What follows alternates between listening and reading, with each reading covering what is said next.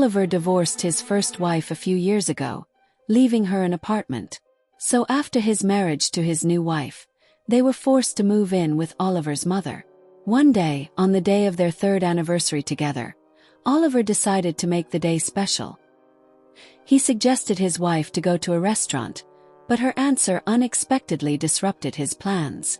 Kimberly told him that she was working the night shift tonight. That sounded like a cold shower to Oliver. He reminded her of the arrangement. After all, they'd planned to celebrate their anniversary, which was a big deal to him, almost an anniversary. He urged her to find a replacement, or at least try to take time off, but Kimberly explained that the situation was such that there was simply no one to leave in her place. Claire, their co-worker, had gone to stay with her mom, and Pam herself had gotten sick, so now she was the only one who could work. Oliver was disappointed and didn't understand why his wife had to sacrifice their holiday for work. Kimberly, however, was adamant that she couldn't let her boss down. Oliver had no choice but to accept it. He sensed that Kimberly was just as bitter about not being able to spend the evening with him as he was. So rather than continue to be upset, he decided to be supportive and surprise her a little. In the afternoon, Oliver picked up the prepared gift and went to the store where Kimberly worked. Once inside, he met one of her co-workers who was surprised to see him.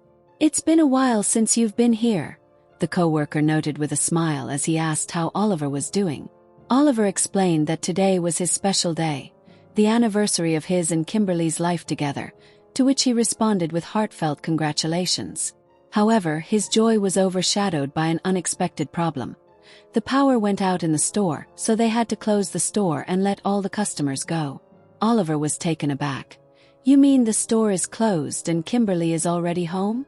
That caused confusion. It turned out that the store had been out of business for 2 months, and Kimberly had quit even earlier. Oliver was completely confused. He couldn't understand why Kimberly had suddenly quit without telling him. The situation was getting stranger. Instead of being honest about her plans, Kimberly had made up a story about the night shift. Oliver gradually realized that his wife had deceived him. In the evening, after spending the whole day in anxious anticipation, he began to call Kimberly, but there was no answer. Oliver's anxiety was growing by the minute, and he decided to call her close friends. However, none of them had seen or knew where Kimberly might be. As Oliver sat with the phone in his hands, his mother entered the kitchen, concerned about his condition. Oliver shared his worries with her, telling her that Kimberly had disappeared and no one could find her. His mother shrugged and said, with barely concealed irritation, that she didn't understand why her son was so worried. But Oliver could not calm himself. It seemed to him that his wife was missing, and this was sufficient cause for alarm. His mother, for her part, was sure that Kimberly was just having fun somewhere, perhaps with a lover. The remark only increased Oliver's anger, but he tried to restrain himself, convincing himself that there was a reasonable explanation for his wife's behavior. He didn't agree with his mother, though he couldn't shake her sarcastic remarks. Still, Oliver decided to wait until morning to figure things out and find Kimberly. He could not sleep at night. Anxiety for his wife kept him awake. At first light he went to the police, intending to report her disappearance. But as he approached his yard, Oliver suddenly noticed Kimberly. She was walking toward him as if nothing had happened. Holding back his emotions, Oliver asked her why she hadn't answered her phone and where she'd been all night. Kimberly seemed confused and tried to explain that she had indeed been at work, but not at the store where she'd been before. It turned out that she had quit there 2 months ago and was now working as a cleaner for a large firm. Oliver was stunned. Why hide such a simple thing? She explained that she was afraid of his disapproval. Working as a cleaner, she was shy because she had a college degree, and she thought Oliver would be disappointed. However, the main reason for her decision was that she wanted to live separately, away from Oliver's mother. It had become hard for her to be in the same apartment as his mother, and she dreamed of having her own place. Her new job paid her a lot more, which should improve their financial situation enough to rent a place. Oliver struggled to digest what he had heard. He was shocked that his wife had been cleaning offices all night while he was going crazy with anxiety. The pain of disappointment mixed with the realization that Kimberly hadn't consulted him and had kept her plans from him. Nevertheless, he tried to pull himself together. Kimberly apologized, explaining that she'd done it out of the best of intentions. She hoped that soon they would be able to get their own apartment and live their own lives. Oliver remained silent, feeling the fatigue and resentment weighing on his heart. Kimberly tried to soften him, promising him that it wouldn't take long. Oliver was knocked out when he learned that Kimberly hadn't shared her plans with him. The thought of his wife now working as a simple cleaning lady gave him mixed feelings. While he respected all professions, it seemed to him that Kimberly deserved more. After all, he was earning enough himself to provide for them both, and if she really needed money, all it took was telling him. He would find an extra income or a part-time job so she wouldn't feel such a need. That evening, Kimberly called him and warned him that she would be late at the office because of a late meeting. Over dinner, Oliver told his mother about his wife's new job. His mother, upon hearing this, only sarcastically remarked that she couldn't believe that Kimberly, so sophisticated, could work as a cleaning lady. His mother's words made Oliver irritated again. Her dislike for Kimberly was almost palpable, and he couldn't understand why his wife deserved such constant criticism. But he held back, realizing that his mother was worried about him, especially after his first failed marriage, when his ex-wife had left him for another man and taken their apartment. Oliver had once served in the police force, but after his dismissal he took a job as a detective in a private agency. The next morning, the director called him in to hand him a new assignment. It was to follow a woman named Kimberly. Hearing his wife's name, Oliver tensed. He opened the file folder and immediately saw a picture of Ira taken a few days ago. Everything inside him froze. He asked who had ordered the surveillance. The director told him that some man had come the night before and left an order. Oliver, flustered, declined the offered coffee, wanting to figure out what was going on faster. He tried to figure out who the man was and why he wanted to follow Kimberly, but the director had dismissed it out of hand, assuring him that it was just a routine job. Oliver stared at Kimberly's pictures, feeling his world crumble. It was impossible to believe that all of this was happening to him. His thoughts were jumbled, and unpleasant conjectures popped into his head one after another. Had his mother been right all along? Was Kimberly really cheating on him, hiding it under the guise of night shifts and late meetings? Oliver knew perfectly well that his boss was only trying to reassure him. When he heard the employees jokingly mention the man, he realized that it was just a harmless prank. The director of the agency confirmed that the order had come from Oliver's mother, and it was no joke. Oliver couldn't believe his ears, spying on his own wife. He felt uneasy and sharply asked the director why they had taken the order in the first place. The director remarked that it was just a job and the agency had no right to turn down a client without a good reason. Nevertheless, Oliver had already made up his mind. He wasn't going to be involved in this case. He refused the assignment, stating that he wasn't stupid enough to spy on his own spouse. He was concerned that by handing the assignment to another detective, he soon risked becoming the subject of discussion for everyone in the agency. Oliver's personal life could go public, and he didn't want that. Despite the internal conflict, Oliver knew his boss was right. If anyone should have been watching Kimberly, it certainly should have been her husband. However, Oliver also realized that his mother was behind all of this. She wanted to confront him and his wife, to make Oliver doubt Kimberly. Never before had he been so angry at his own mother. Leaving the office, Oliver immediately called her, wanting to hear an explanation. He asked sharply why she had arranged this absurdity. The mother, not embarrassed, calmly admitted that she wanted to make sure Kimberly was faithful. She insisted that if Kimberly wasn't guilty of anything, there was no harm in following her. His mother assured him that she would be happy to be wrong if her suspicions were false. Oliver realized it was impossible to change her mind. Despite his inner protests, He had to agree to take on this ridiculous task. He felt shame and irritation at being forced to spy on his own wife at his mother's behest. What tormented him most was his helplessness in the situation. Oliver was furious, not only at the ridiculousness of the situation, but also at the fact that his own mother had dragged him into this humiliating spectacle. When Kimberly left the house and headed to work, Oliver, determined to test her word, followed her. He followed her to the door of a large firm where she was supposedly cleaning. Kimberly was supposed to be at that address for between 2 and 4 hours. Oliver, annoyed at the thought of having to stand outside like a fool and wait for his wife to finish her work, was annoyed. He had never imagined that one day he would have to watch his own wife, and even less so in the line of duty. But he had no choice. Work was work. A few minutes later, an unexpected sight caught his attention. Kimberly walked out of the office door, accompanied by a respectable man. Her appearance was striking. Her defiant makeup, tight skirt, and high-heeled shoes didn't fit the image of a cleaning lady. Oliver felt a heavy suspicion growing in his chest. Kimberly had gotten into the executive car with the man, and the car had driven away. He couldn't make out the license plate number, but Oliver stayed where he was, standing at a loss. Everything he'd seen made him certain that Kimberly had been lying to him, that she wasn't the cleaning lady. He was convinced that this man was her lover. Oliver didn't want to have a family squabble in front of his mother, so he decided to wait for his wife's return in the front yard. When Kimberly returned, changed, he couldn't contain his sarcasm. His thoughts swirled with sarcastic remarks about how easily she went from being a modern-day cleaning lady to a supermodel.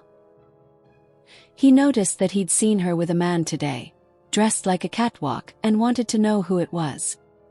His voice sounded mocking, but jealousy and hurt simmered inside. Kimberly was confused at first, but quickly recovered, not sure what he was talking about. She accused Oliver of being delusional, wondering where he'd gotten such accusations. Oliver was already convinced, however, believing that she was cheating on him. He saw her go out with this prick, get into his luxury car and drive away. Oliver's mind painted a picture of betrayal. Kimberly, seeing his confidence, explained that she was indeed working, but not as a janitor. Her real job was a translator, and she'd been hired because of her excellent French. She suggested that he check her word if he didn't believe her, knowing that their trust was now shaken. Oliver was still confused, trying to make sense of what Kimberly had told him. She claimed to be a translator, and she meant it. At first he couldn't believe it, because his expectations and suspicions were very much at odds with what he had seen. He was sure that he had learned everything about his wife, but there was a new piece of information that confused him completely. Kimberly, noticing his doubts, tried to explain that she wasn't just a cleaning lady as he had thought, but actually did translations. Oliver didn't deny her abilities, but he wondered why she hadn't told him earlier. Kimberly admitted that she hadn't wanted to tell him about the new job because she'd been afraid of his jealousy.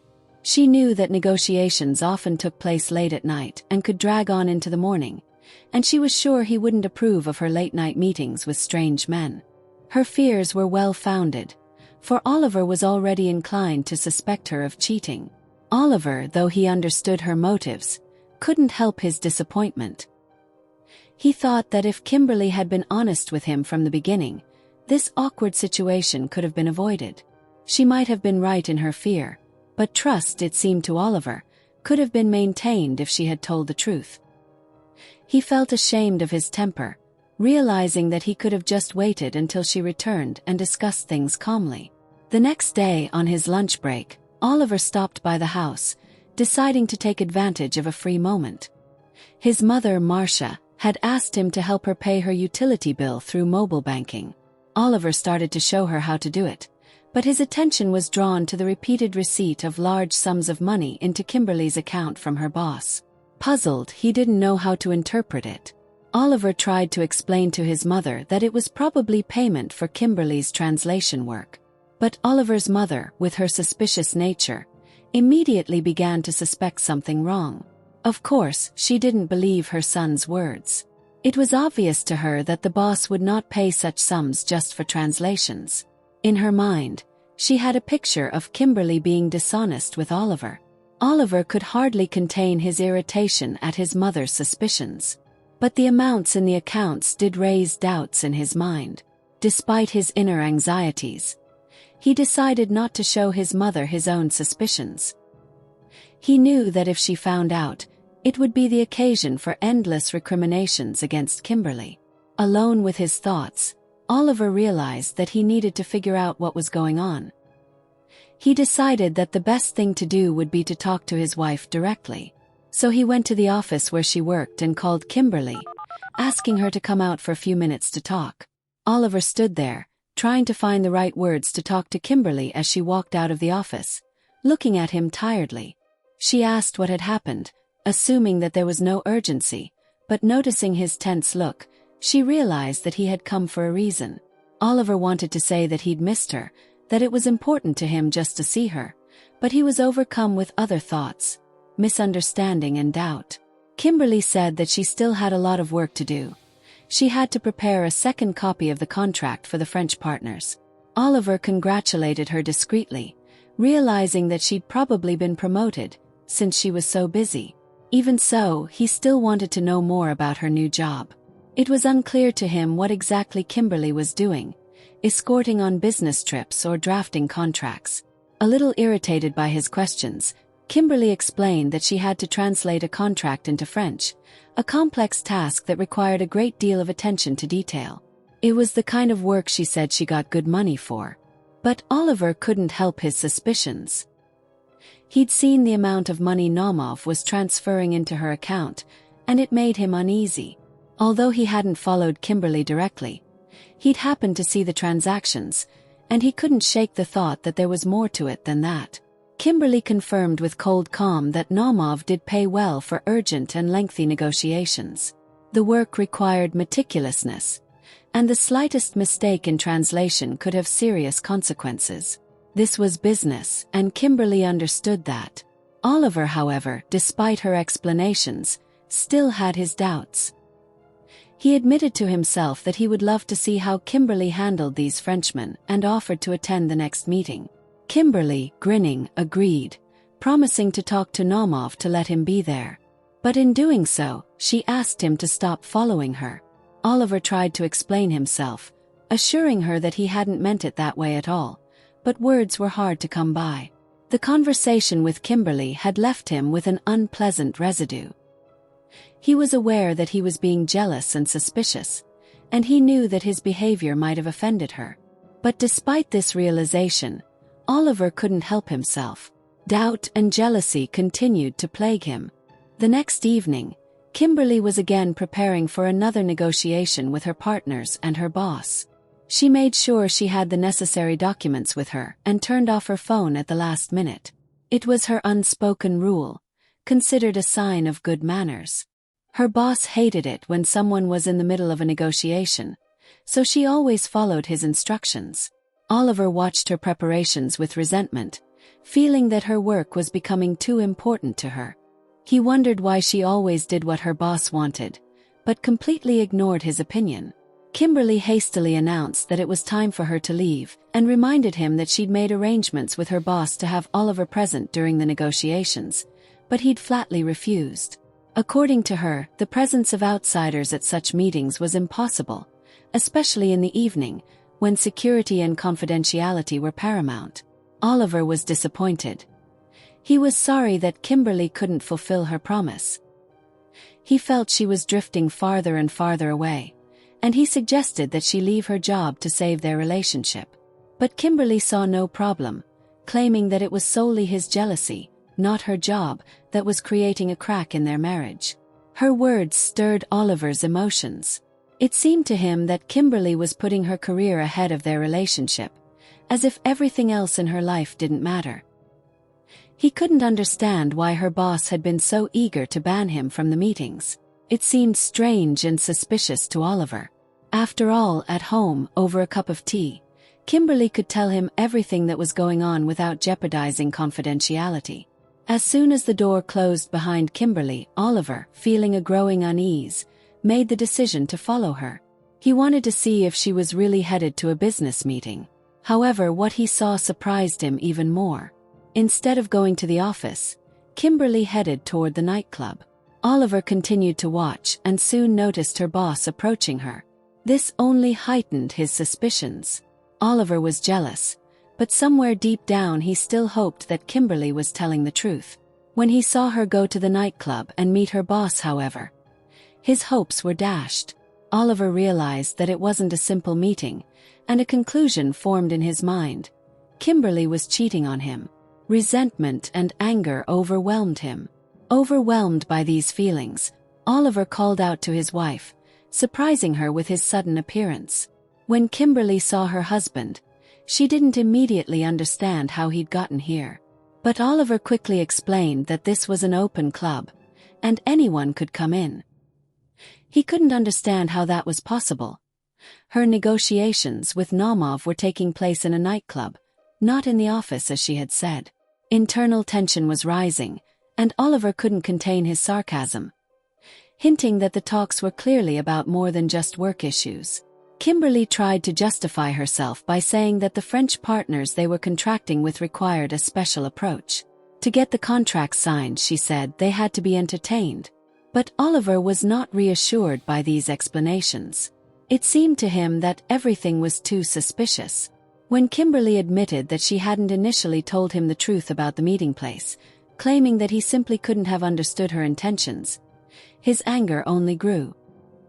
He felt betrayed, and instead of hearing her apologize or at least try to justify herself, Kimberly began to chide him for his behavior. Oliver was furious. Not only was his wife making excuses, but she acted as if he was to blame for her lies. When Kimberly's boss came out to call her, Oliver lashed out at him. Unable to take it anymore, he went home, filled with anger and hatred for what had happened. Back home, Oliver was not himself. His mother, Marcia, noticed his condition and decided to find out what had happened. Oliver, almost out of control, told her that Kimberly had not been working all this time, as she said, but had been with a millionaire. He suspected that the money she was getting was not for her work as a translator, but for something else entirely. Marcia, hearing this, immediately guessed something more. She assumed that Kimberly could serve not only her boss, but also his business partners, using her skills in French. Her words struck Oliver as horrifying, but they made him think.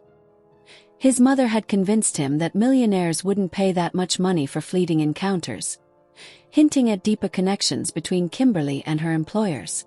Oliver, despite his disbelief, realized that her suspicions might have been true. It pained him to admit it, but the facts were beginning to add up. Oliver realized that his mother might have been right.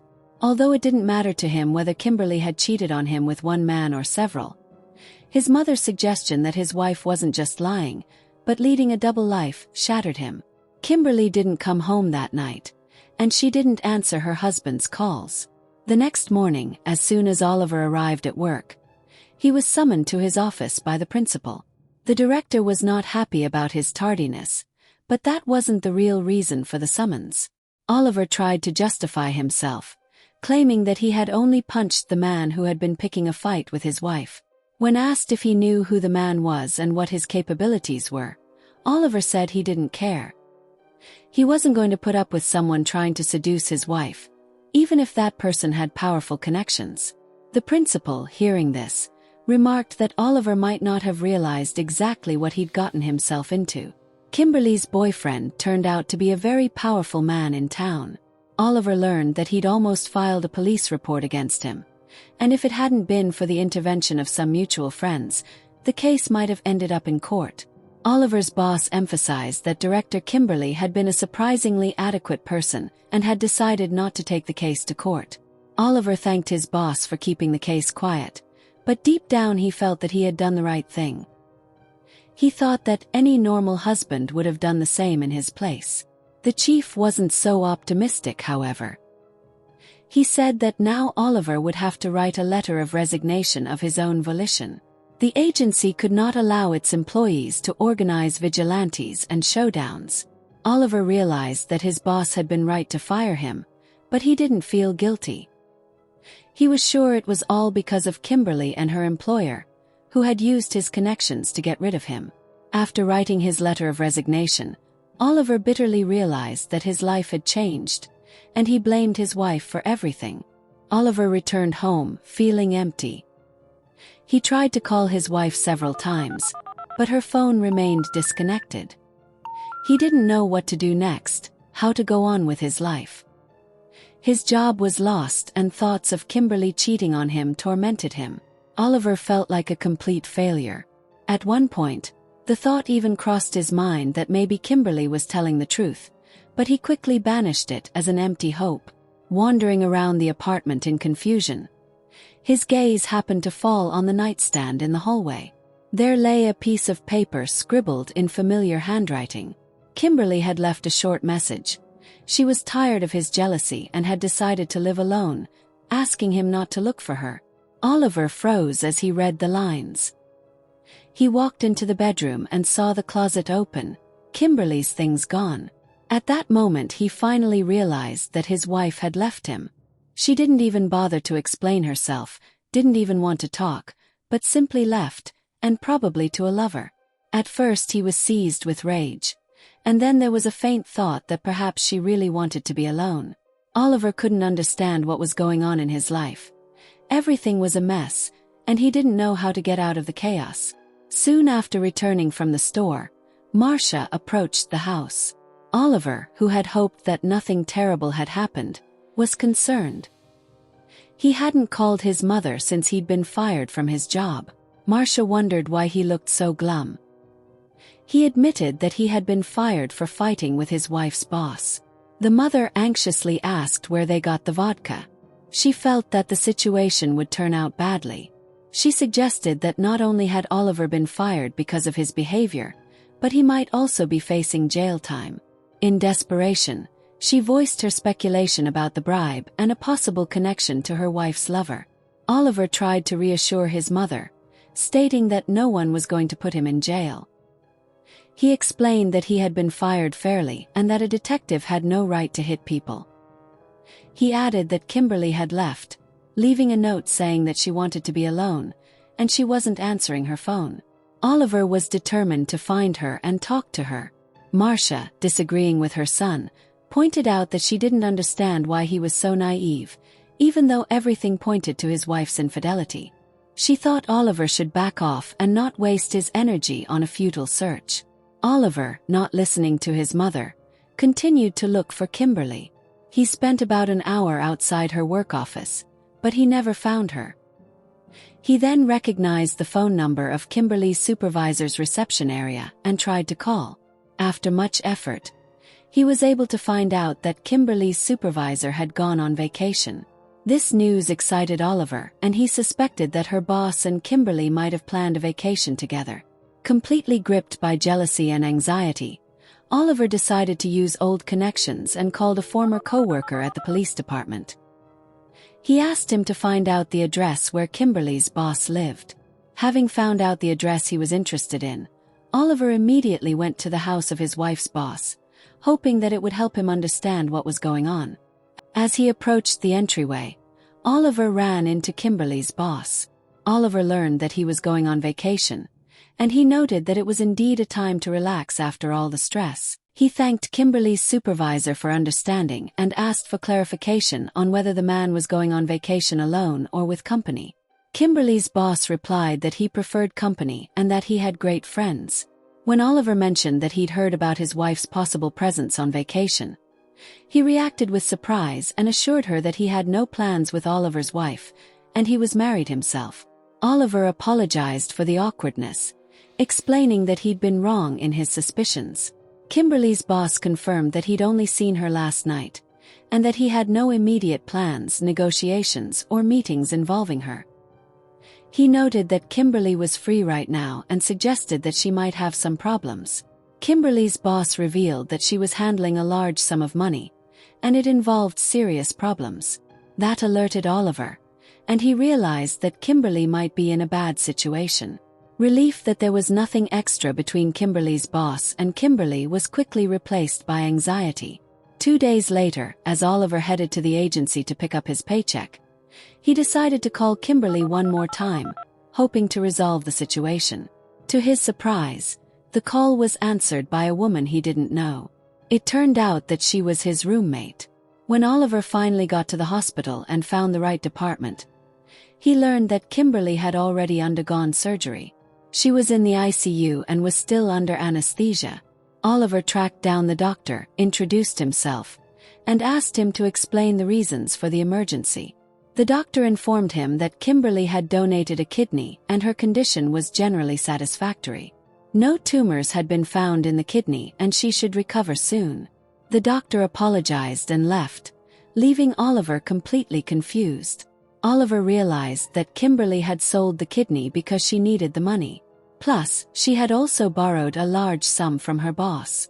But he couldn't figure out why she needed so much money, which led him to believe that Kimberly was in serious trouble. After talking to his wife, Oliver found out that Kimberly's half-sister Kimberly needed the money for some serious health problems with her daughter Lilith. When Kimberly was in the hospital, Oliver decided to find her sister and explain that she had to take responsibility for her daughter. He called the former principal and asked him to help him find information about Kimberly's sister and niece. The next day, the principal called Oliver back and informed him that Kimberly had no sister and that she was the only child in the family. It turned out that Kimberly had given her kidney to a complete stranger. Oliver waited for the doctor and decided to check the details with him. The doctor asked Oliver not to be nervous and to listen to him calmly. After a short silence, he revealed that the Lilith that Kimberly had mentioned was her own daughter. This news stunned Oliver. He couldn't understand how anyone could be so cruel, abandoning their own child and lying about a mythical sister and niece. Oliver was furious at the realization that Kimberly had been lying to him all along.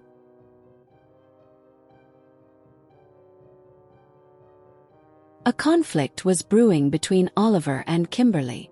Oliver was frustrated and upset, and his anger knew no bounds. Kimberly had deceived him again, and now he was filled with confusion and anger. He couldn't understand why Kimberly was hiding the truth about her daughter. Her belated admission that Lilith was her daughter had turned his perceptions of her and their relationship upside down. Kimberly finally admitted to Oliver that she had given birth to Lilith when she was only 15 years old. Her parents, anxious not to ruin their daughter's life, forced her to give the baby to an orphanage. Kimberly, because of remorse, all these years helped Lilith, but recently, having learned about her serious illness, decided to reveal the truth and find money for expensive surgery.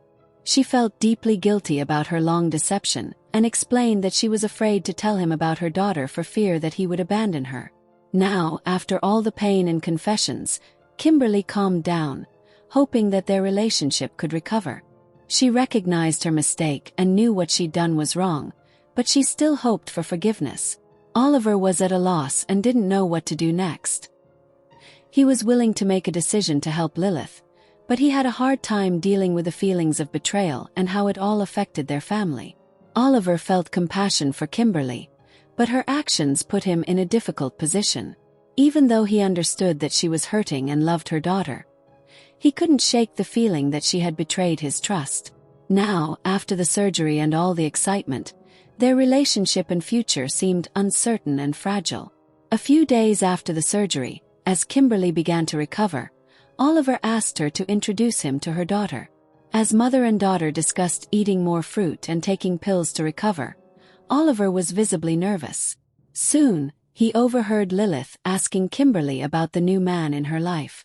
Without hesitation, Oliver approached the girl and told her that he was her daddy. While Oliver still had some resentment toward Kimberly, after seeing how reverently she cared for Lilith, that resentment disappeared. He realized that Kimberly cherished her daughter and was willing to sacrifice her health and their relationship for her. Oliver forgave Kimberly and was truly free of the resentment. A year passed, and Kimberly and Oliver officially adopted Lilith. They continued to live at Marsh's, and relations between daughter-in-law and mother-in-law improved. Oliver's mother accepted Lilith as her granddaughter and became a real grandmother to her. Oliver took a new job, and the couple recently learned that they were having another child. They discussed when to inform Lilith about a future sibling. Oliver suggested that they do it today. Kimberly was sure that Lilith would react beautifully, since she had dreamed of having a sister. They decided to go to the store, buy a cake, and have a real celebration. Oliver was very happy that their problems were finally resolved. Lilith seemed like a wonderful child, and he accepted her as his own daughter. Oliver's only regret was that so much time had been wasted. If it hadn't been for Kimberly's indecision, they could have been one big family much sooner, without the scandal and heartache. Oliver realized that his jealousy was ruining the relationship and decided to trust his wife, avoiding suspicion and accusations.